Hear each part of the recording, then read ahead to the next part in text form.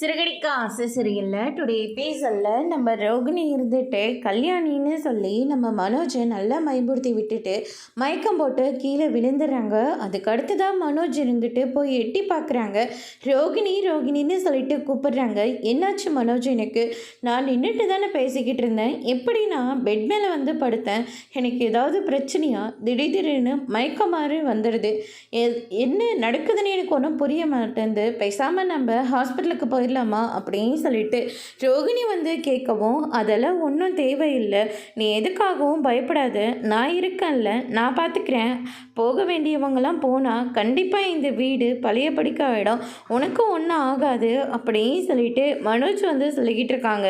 அதுக்கடுத்து தான் வந்து பார்த்திங்கன்னா, சரி ரோகிணி நீ ரெஸ்ட் எடு அப்படின்னு சொல்லிட்டு மனோஜ் வந்து அங்கேருந்து கிளம்பிடுறாங்க. அதுக்கடுத்து தான் இந்த பக்கம் நம்ம ஸ்ருதி இருந்துட்டு ரூமுக்கு வராங்க. அங்கே நம்ம ரவி வந்து கால் பண்ணியிருக்காரு. அதனால் நம்ம ஸ்ருதி இருந்துட்டு, ஹாய்டா எப்படா கிளம்பிட்டு அங்கேருந்து அப்படின்னு சொல்லிட்டு கேட்கவும், இல்லை நான் வர இன்னும் 2 நாள் ஆகும் அப்படின்ற மாதிரி சொல்லிடுறாங்க. என்னடா சொல்கிறேன், ஏன் இன்னும் 2 நாள் ஆகும்? நீ தூக்க தெரிஞ்ச நிறைய ஹோட்டலோட ஷிஃபெல்லாம் இங்கே இருக்காங்க, கோவாவில் என்னென்ன ஸ்பெஷலு, இது எல்லாத்தையும் கேட்டு தெரிஞ்சுக்கிட்டு அதுக்கப்புறமா நான் கிளம்பி வரேன் அப்படின்ற மாதிரி சொல்லிடுறாங்க.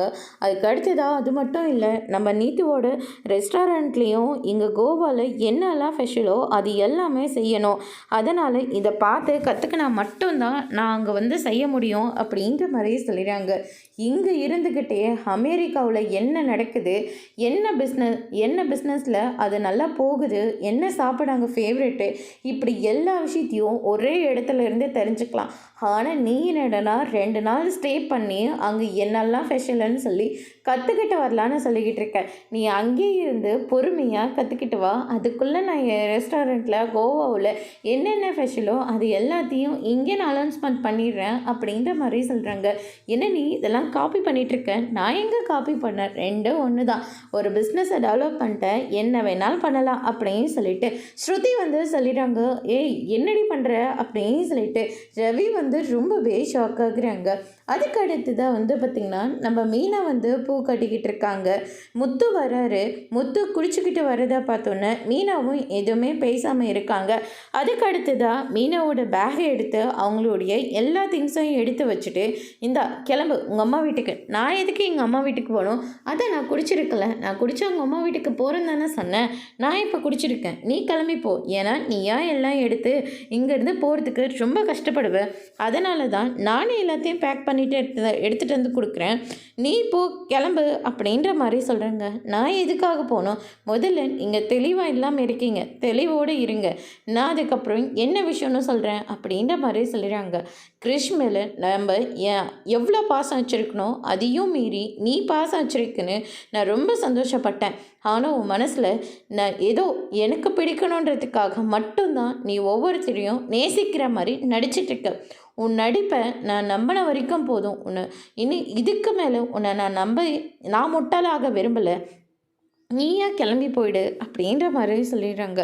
இங்கே பாருங்க, நான் கிறிஷ் மேலே உண்மையாக தான் பாசமாக இருக்கேன், ஆனால் நீங்கள் நினைக்கிற மாதிரி கிறிஷை நம்ம தத்தெடுக்க முடியாது, அது உங்களுக்கு சொல்லியும் புரிய வைக்க முடியாது, நீங்கள் சொல்கிறத புரிஞ்சுக்கிற நிலமையிலையும் நீங்கள் கிடையாது அப்படின்னு சொல்லிட்டு நம்ம மீனா வந்து சொல்லிடுறாங்க. ஏம்மா அதுதான் நான் என்னன்னு கேட்குறேன்ல, ஏன் காலையில் கூட குடிக்காம தான் இருந்தேன், நேற்று கூட குடிக்காம தான் இருந்தேன், அப்போ என்கிட்ட சொல்லியிருக்கலாம்ல, ஆனால் இன்றைக்கி நீ என்னை வச்சு நல்லா அவமானப்படுத்திட்டேல்ல, கிறிஷ் மேலே உண்மையாக பாசம் இருக்கிற மாதிரி நடித்து நாடகமாடி, உனக்கும் மனோஜ்க்கும் என்ன வித்தியாசம்? ஒரு வித்தியாசம் இல்லை, அவன் சும்மா போலியான பாசத்தோடு கிறிஷ்கிட்ட பழகிட்டு இருக்கான். இப்போ கிறிஷ் அவன் உண்மையாக பாசம் இருக்கிற மாதிரி அவன் நினச்சிக்கிட்டு அவனோட ரூமில் போய் தூங்கிட்டு இருக்கான். ஆனால் நீயும் அப்படி தான் இத்தனை நாளாக இருந்திருக்க அப்படின்னு சொல்லிட்டு நம்ம முத்து வந்து சொல்லிடுறாங்க. நான் என்ன சொல்கிறேன்னு உங்களுக்கு புரியலைங்க, புரியவே வேண்டாம், விட்டுடு என்ன, வந்து சாப்பிடுங்க, எனக்கு சாப்பாடு வேண்டாம், ஒன்றும் வேண்டாம், மனைவி அமைவதெல்லாம் அப்படின்னு சொல்லிட்டு பாட்டு பாடிக்கிட்டு அப்படியே தூங்கிடுறாரு. மீனா ரொம்பவே வருத்தப்படுறாங்க. ரோகிணி இந்த பக்கம் நல்லபடியாக தூங்கிட்டு இருக்காங்க. ரோகிணிக்கு ஃபோன் பண்ணி வெளியில் வர சொல்கிறாங்க. என்னாச்சு மீனா, ஏன் இந்த நேரத்தில் கூப்பிட்ருக்கீங்க அப்படின்னு சொல்லிட்டு கேட்கவும், இன்னைக்கு என் புருஷன் என்னை எங்கே கூட்டிகிட்டு போனாருன்னு தெரியுமா? கிரேஷை மறுபடி தத்து எடுக்கிறதுக்காக ஏற்பாடெல்லாம் பண்ணி வச்சுருக்காரு, அது எனக்கு தெரியவே இல்லை, நானும் ஒரு கூட போனதுக்கப்புறமா தான் விஷயம் என்னன்னே தெரிஞ்சுது. நான் முடியாதுன்னு சொல்லிட்டு வந்துட்டேன். அதனால எங்களுக்குள்ள நிறைய பிரச்சனை போயிட்டுருக்கு. நீயே உண்மையை எப்போ தான் சொல்ல போகிற அப்படின்னு சொல்லிட்டு கேட்கவும், கொஞ்சம் பொறுமையா இருங்க மீனா. உங்கள் நிலைமை என்னன்னு எனக்கு புரியுது. கூடிய சீக்கிரமாக நானே எல்லாருக்கிட்டேயும் எல்லா உண்மையும் சொல்லிடுறேன். நீங்கள் ரொம்ப கஷ்டப்படாதீங்க அப்படின்ற மாதிரியே சொல்லிடுறாங்க. நீ எப்போ தான் உண்மையாக சொல்லுவ? உன்னால் எங்கள் 2 பேருக்குள்ளே நிறைய பிரச்சனை போயிட்டுருக்கு. என் மேலே பாசமாக இருந்த என் புருஷன் இப்போ வெறுப்பை மட்டும்தான் காட்டிக்கிட்டு இருக்காரு. அது மட்டும் இல்லை, என்ன அவருக்கு பிடிக்காமே போகுது. தயவு செஞ்சு நீ உண்மையாக சொன்னாதான் நான் என் வாழ்க்கையை சந்தோஷமாக வாழ முடியும் அப்படின்ற மாதிரி சொல்கிறாங்க. புரியுது மீனா, கொஞ்சம் டைம் கொடுங்க அப்படின்ற மாதிரி சொல்லிக்கிட்டு இருக்காங்க. அதுக்கு அடுத்து தான் விஜயம் வராங்க.